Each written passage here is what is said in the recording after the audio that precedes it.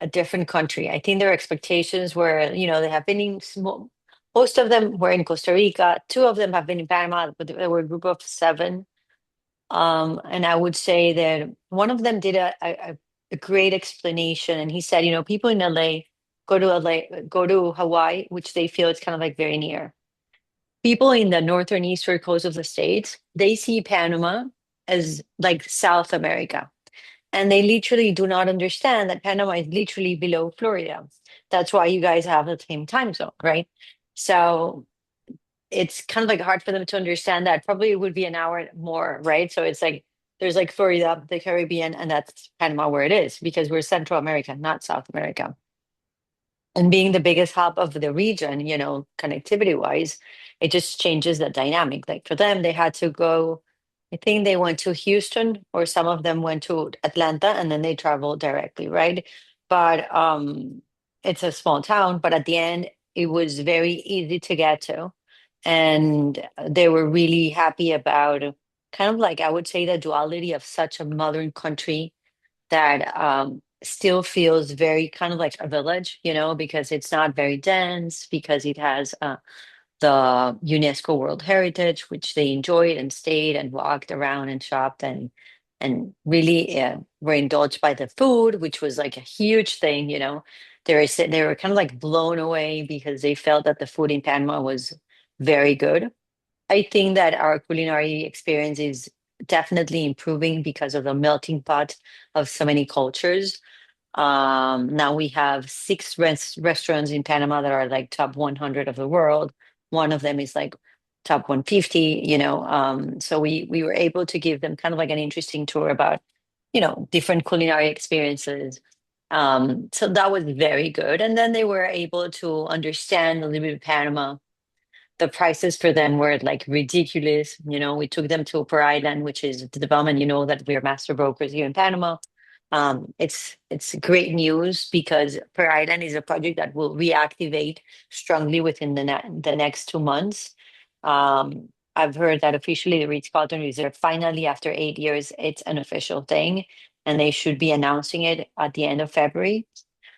So that would be definitely a huge, I would say, game changer for our country, because there is a huge empty space in hospitality and really, really high-end destinations, like branded, like or five-star flags. We do have amazing hotels. Like in the old city, we have the Hyatt, which is Hotel La Compañía, that is spectacular. The owner is actually Canadian. He comes from Hong Kong, from kind of like a restaurateur business. Um, and he opened this hotel that has like seven different restaurants on the ground level and an internal courtyard, which is super fun. So there is a lot of like energy and activity within the place.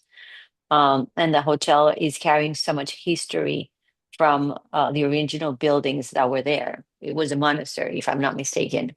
And then we have the Sofitel Legend, which used to be kind of like the creme of Panama in the old city. We're talking about 1920s, the old Club Union, and has this wonderful ocean view, butler service, amazing swimming pool overlooking at the ocean. So, I mean, these are some of the vast amount of things that we are starting to offer, but definitely I think, Melissa, that from today and the next 5 years, um, our country will change because of the new brands of hotels that we're listening that are going to come, right?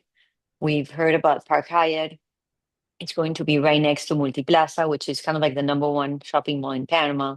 And when you have all of these amazing brands, Chanel, Louboutin, everything that you can think of, Gucci, everything that you can think of, Hermes is there. So we have these very nice, I would say, opportunity also for shop, like with what Copa, which is the biggest air hub in Panama and in the region, did is like they're not charging for the stopover program. And I feel that that has been um, really impacting our country because our tourism has increased like almost 50% drastically. So we're having a tourism moment because Copa is offering the possibility for anyone that is traveling from North America to South America to have a stopover and stay in Panama and not charge them more for that kind of like stop, right? Sure. So there's a lot of people that, oh, they just stop and they stay, and then they're like, oh my God, what is this place, right? Um, we as if we compare ourselves to Costa Rica, which is a spectacular country, they have been promoting the country for the last 30 years, tourism wise, destination wise. Panama was never a country that was promoted that way. Panama has always been a business hub, you know. This is an entrepreneurial kind of like gateway country. We have more than 200 and plus multinational offices, headquarters here. You know, the velocity business here, it's very strong because of our strategic location, because it's a kind of like a logistic port destination, because of the accessibility, because of all the incentive laws that are promoting a lot of like international companies to move here, and also retirement, right? We are the second country in the world. Uh, sorry, for the 2 consecutive years, we have been the number one country in the world for retirement. So that's a huge thing, and we have a huge That's connectivity with interesting. expats. Yeah, you know, and it's interesting because you say, oh my God, how come Panama is like the, you know, the first country for 2 consecutive years, and there's still a lot of like I don't want to say like not awareness of the matter. Portugal has been promoting their destination and their residency program for, I don't know, more than 10 years. Panama just started. The good thing for you and me is that at the end of this year, we're going to have 7 different companies that are going to be offering those type of residence options to their clients. Could you share a little bit? I know the last time we talked, it seemed very feasible that buying properties there is reasonable in comparison to many cities, and you're offering very, I mean, relatively easy ways to get residency. Could you share a little bit about that, please? I mean, they're different. They're definitely different ways. I can send you different details, but the kind of like the easiest, the one that we call kind of like the white glove service, which is investors qualified visa, which means that anyone that wants to apply for that residency, and you would be able to apply and get it within 45 to 60 days maximum. You'd only need to buy a property in Panama for the value of $300,000. Okay, and that will give you that investor's qualified visa. And with that purchase, the lawyers in charge will organize all the paperwork for you to apply. We just closed with a family member, actually an American family that is not only doing it for himself, but for his wife and his 3 kids, right? So I mean, but these investors qualified visa, it just accelerates the process immediately. You don't get the nationality, but you get the residency. And now there is kind of like a new add-on component, which is Law 493, that is also giving you a passport for mobility, you know, because there are other countries that their passports are not as nice, as Panama has a lot of connections. You know, you can actually travel. You don't, it doesn't require too much visas for certain places. So there is let's just say an add-on. Most of the time when they offer you passports, you need to have the citizenship. In this case, you're not getting the citizenship, but you're giving that passport mobility, which is an additional add-on. Now, what's happening? I believe that Panama is entering into momentum where um and it was part of one of your questions, you know, like what if you're going to buy a property in Panama, what is it that you have to do? How would you do it? You know, just to make sure that it works flawlessly. And I would say definitely a due diligence, and to work with, you know, brokers or agents that, you know, that are qualified, that have license, that have the connections to the right lawyers. You know, the lawyers are going to be 100% accountable and will make kind of like that your overall purchase one that is pleasurable, I would say. Two, you need to understand what are the unique value opportunities in Panama and the differentiation factors. I'm not sure about you, but I am doing real estate in Panama in a very niche kind of like, you know, aspect. So even though there are a lot of things, I curate things in a way that if I wouldn't buy it or I wouldn't think that it has a unique value proposition, I wouldn't offer it, mostly Feel the because same. after 21 years of doing real estate, you know, my relationships are my business, you know, and 80%, 85% of my business is referral. And therefore, if you say, hey, Vicky, I want to buy a property tomorrow, And I probably will ask you the qualifying questions to understand what's your budget, if you want to be in the city, if you want to be in the interior, etc. I would present you a couple of options and comparables, and then I would give you kind of like, hopefully you would come. Actually, you don't have to be in Panama to get the residency because there's people that are actually doing it with a power of attorney. The important thing is that you come within 2 years afterwards, and you don't Mm, have to live in Panama to get the residency neither. But the reality is that most people come and they one thing is that they want to come and get to see the country. So we're doing a specific alliance with Truly Panama and some other companies that they would create a very nice tour, like for you or some brokers that want to come and get to see the city, let's just say for 3, 5 days, depending on the timeline, they will concierge and kind of like curate the trip. Obviously, we will participate in the part of, okay, I want to understand how the city works, what are the top neighborhoods, lifestyle wise, who is living in each of these neighborhoods, what's kind of like the macro perspective for this neighborhood compared to this one, what is kind of like the trajectory of prices within the last 2 or 3, 5 years? What do you expect to see within the next 2 or 3, 4 or 5 years, right? And then definitely we will corner understand, okay, what are the game changers in Panama resort development wise? Where are they? What are they offering? What are the comparables? Not only in the country, but what are the comparables, let's just say internationally, right? And I think that every time that I go out with clients, I learn a lot from them because while they're discussing or, talking, I'm learning on different perspective of how they see things, right? I had a Canadian that was telling like, "Oh my God, you're selling really high-end real estate." That guy was living in Costa Rica and was considering either going to the Caribbean or to Europe. His kids, he's American, live in the United States. So he's like, if I go to Europe, we're gonna have these different time zone. It's gonna be very hard to keep up, right? And then he went to Costa Rica and then he went to Panama and he was like blown away. Like the same trip, 3, 4 days to Costa Rica, and then he came to Panama. He's like, I already made my decision. I want to come to Panama. And I asked him a couple of questions. So, what has made up your mind, understanding that Costa Rica is already a vetted the country that they already have so many world class, hotels over there, et cetera. And he said, look, Vicky, I think that one, when I compare price wise on the products that I've seen and what you guys are selling in Canada or in the States, like something, and he gave me a very interesting example. He said in Canada, branded residences, residence would be above $16,000 per meter square. I should have prepared myself for square feet, but I can send you the comparables. of Then course. he said something that is not branded, it would be above 10. In Panama, a really high-end product is selling at half of the price, so you can find amazing stuff starting at 3,500, 4,000, $5,000, I would say, for a premier. I mean, today you can even buy a property at per island, which is the second biggest private island in our archipelago of Las Perlas, which is a conglomerate of 70 islands.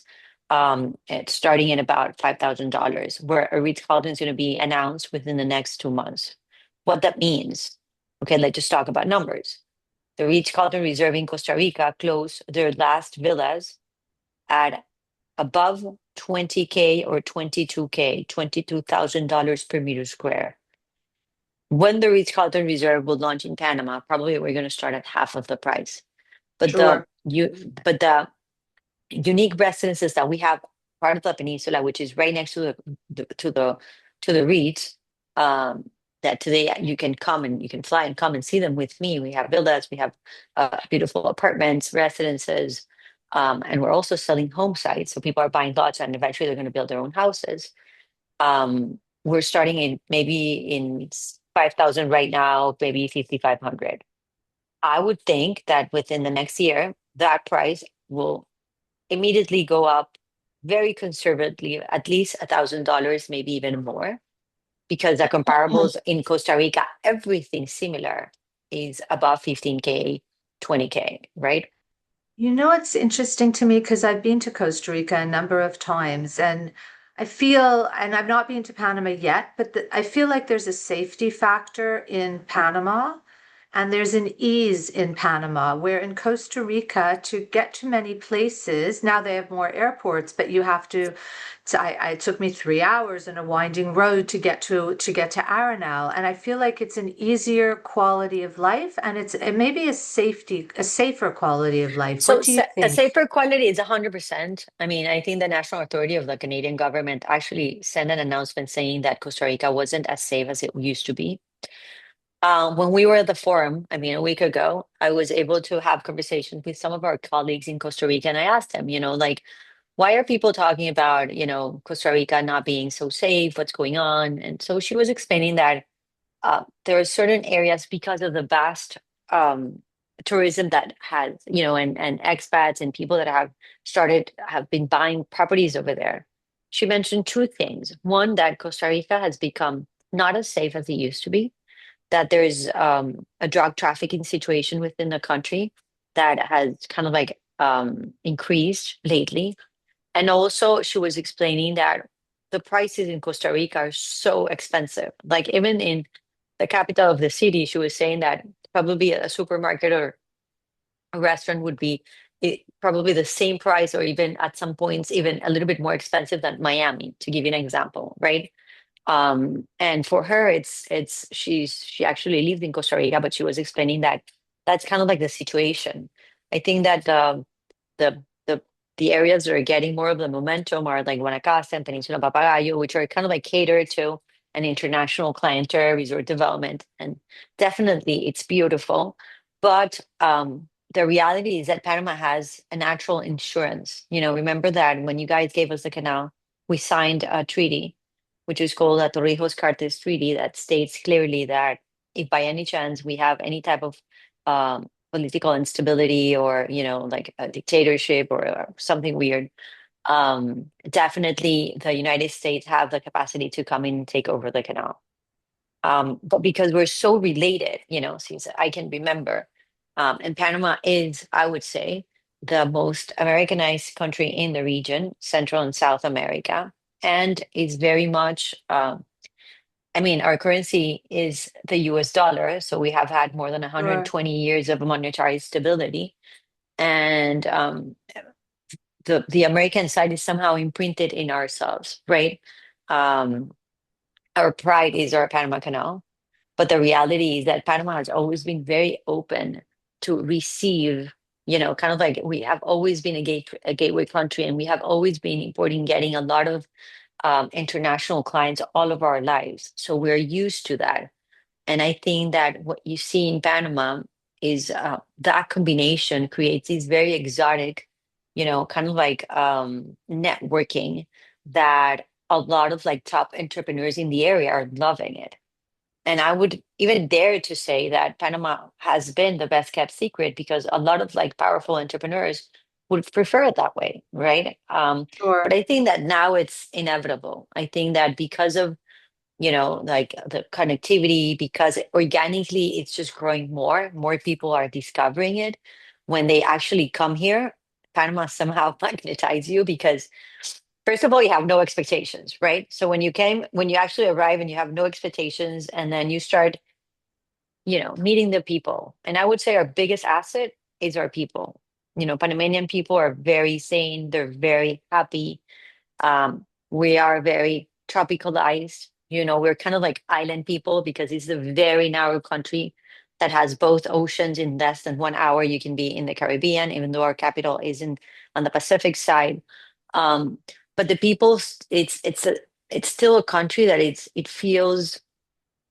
gives you a sense of freedom, like you can walk in the sidewalk, and you're not going to have people on top of you. If you walk and you see someone, they would say, hey, hi, if the guy from the restaurant calls you, hey, Vicky, how are you? And they know your name, they remember it. I mean, let's just say our country is not more than 4.8 million citizens. It's absurd. In the capital, we only have like 2 million. So it's a village, because everyone knows each other. sure. The good thing is that for you guys, it's very easy to ask for references, because in Panama there's no secret. So like if you're coming here, you have to be careful, because it's so little that, you know, uh, but at the end, I think it's kind of like the quality of life that Americans that have chosen to live here, like young Central America couples that decide to move to Panama and raise their children because it's very conservative, because it's a place that you can have a nanny, live with you for, I don't know, $600 per month, and you're gonna have someone that's gonna take care of you or your kids while you can work. It's a Sure. country that no one is armed, no one is, like walking with any type of like security. I mean, that would be very weird. So it's very refreshing to the point that you have these very, very avant-garde modern city with this beautiful UNESCO World Patrimony, but you have a jungle within the city, you know, area. You can be in 2 hours in the Dutch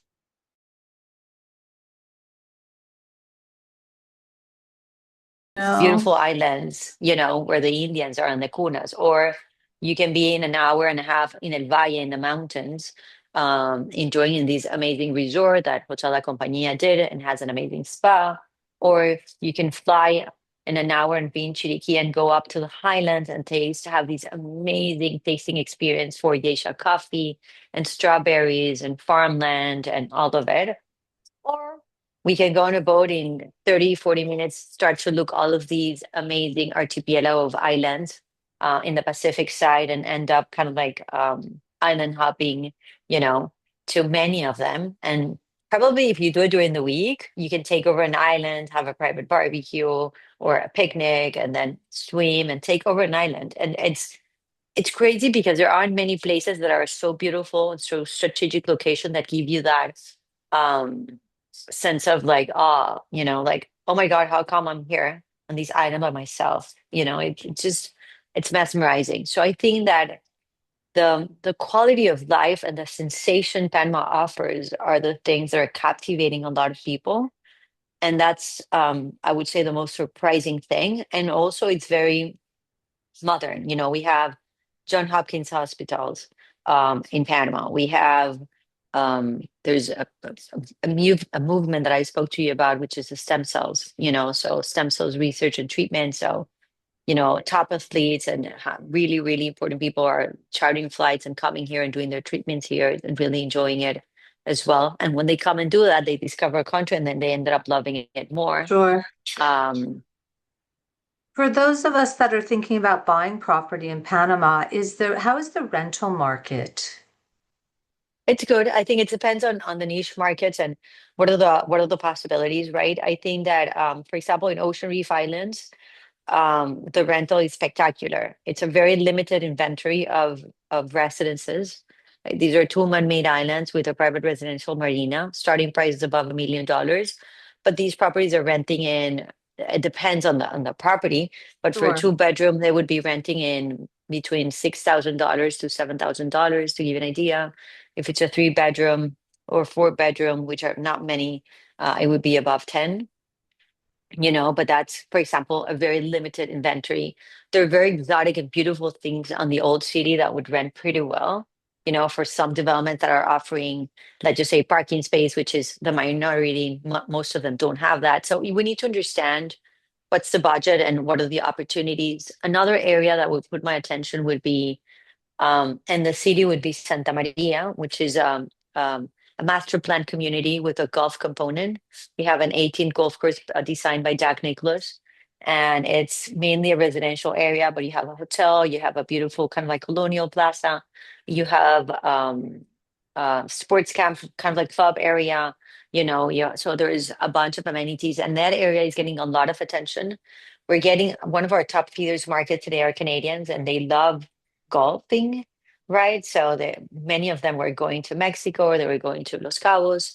Now they're discovering Panama. And I mean, we have quite a great golfing installations, but I think that for example, Buenaventura, which is another development in the Pacific Coast, has announced a second 18 golf course that they're going to build. So I think that it's just kind of like starting. I think that it's a white canvas. There was an empty space. We're starting to listen to some brands. So I'm not impressed. I don't think I'm going to be impressed to listen for three more within the next 2 years.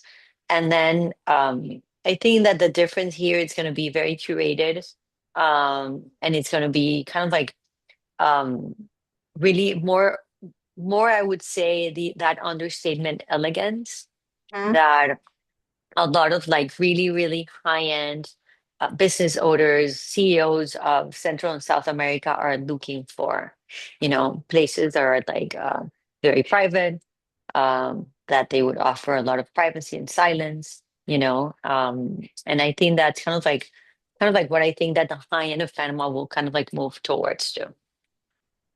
So tell me, you're like the best ambassador for Panama, and thank you today for making the time to talk to me. I really appreciate it.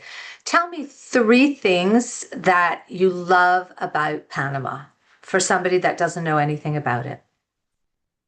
Well, definitely the people and the connectivity, the idea to that you can go in a country and the idea that you can meet me and I can introduce you five people that would sort out your world, I think it's phenomenal. Yes. Um, so sometimes when you travel, you're like, oh my God, I'm alone and people are not nice, and it's hard to find your way. And I think that in Panama, everyone that comes and it's being loved and is working with the right people, we just take care of them in a way that they just feel somehow, like carried into like a very nice experience overall. So I think that the idea that I can call very important people or maneuver for the people that I love or the people that I work with, I think it's phenomenal. So that practical aspect and that connection being such a small country, it's I think one of our biggest assets. The second would be the quality of life. Like to live in a place that you can live, even though I live in Punta Pacifica, which I call the residential Manhattan of our country. Sometimes, my kids go, I don't have a nanny this week, so I just leave the door closed. It's not locked. And for me, that's like, to know that I'm being safe and that I can come back to my house, that I can actually shower and oversee that beautiful ocean and the old city. For me, every time that I end up or start my day, I'm like, oh my God, I'm so blessed. Look at this view. So I live by the little things. Yes. um, but the little things move me. Um, so I love how luscious our country is, and you can be in the city and just have a hummingbird on your balcony, or see a bunch of like white birds on top of the ocean, and then see a movement of the fish, or see the skyline, or drive away and be at the summit, which is a hike that we have as part of like the nearest jungle kind of like area in the city. Um, I love that I can go to Per Island on a small charter flight and just take over one of the seven beaches and there's no one there, or do a hike, or going to El Valle and doing a hike and end up in this waterfall with a bunch of people and just smile. I love how real it is. So I think that the authenticity and the quality of life, it's the other one, and the safety it provides you. That I think that for me, as a single mom and as a professional, safety has always been part of my DNA. And then definitely the people. You know, it's super friendly. Like if you come to Panama, I can introduce you to the expat group community. You know how many little bubbles of groups they have. So there's a sense of belonging because it's such a melting pot. So Mm. you might think, oh, I'm not going to find, but you end up finding people, and we move kind of like by tribes. So I think that to be in such a small country with the mentality of that openness, because we're just used to it, because that's kind of like our DNA of our country, it makes most people, it gives a lot of people a sense of belonging, right? And then it's easy to carry on, and it's easy to enjoy, which I would say. I And definitely love the food, because I'm a foodie, right? So I, that. I love food. Um, I love food, hands on. We have amazing chefs, we have amazing restaurants. So the culinary aspect of it, I'd love. But I think we that come from such fast-paced working environment, I think that we love and really treasure our like little moments of peace, of Yes. finding those kind of like and I think in Panama it's full of them, and it's full of them still very authentic, still places that are not even touched by men or places that are not invaded by tourism. You're not going to feel in the interior of Panama that like a tourist trap. You're going to feel the authenticity of its essence.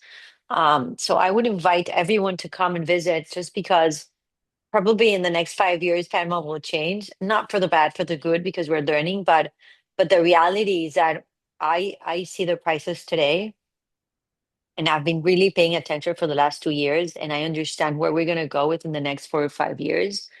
And it's definitely a must. Something very important, Melissa. We did a comparable of what you guys are paying in HOA fees, which are very Mm. high, and then insurance fees in Panama. It's like nothing. Probably And it's really low.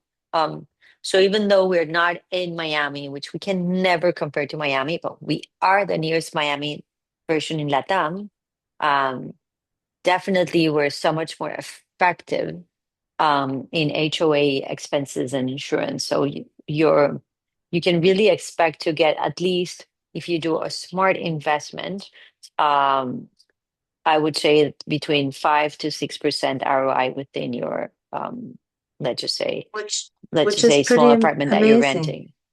No, Yeah. that's fantastic. And for everybody, Victoria is just a beautiful, besides being a beautiful human being, she is the most incredible real estate professional. She is the owner of the agency. She is my go-to for everybody that wants to be in Panama. And I'm just so appreciative of you taking the time today.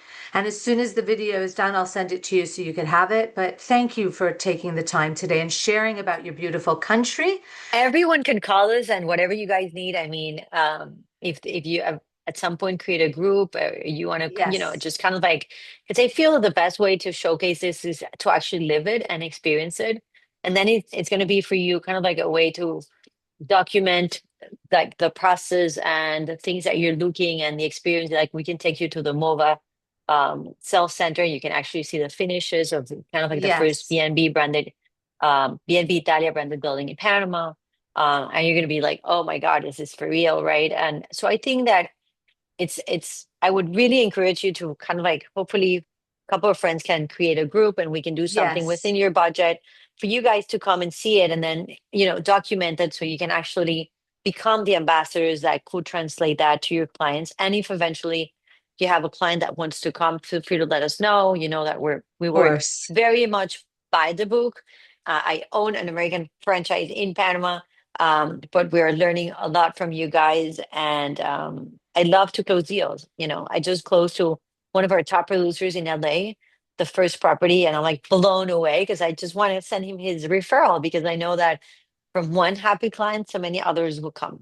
So 100%. we're here for you. Thank you so Thank you, much. Victoria. It's so good to see you. And now I'm Likewise. going to figure out how to stop our happy recording. Uh-oh, shoot. I'm so tech savvy. It's really amazing. Breakout, stop recording. Are you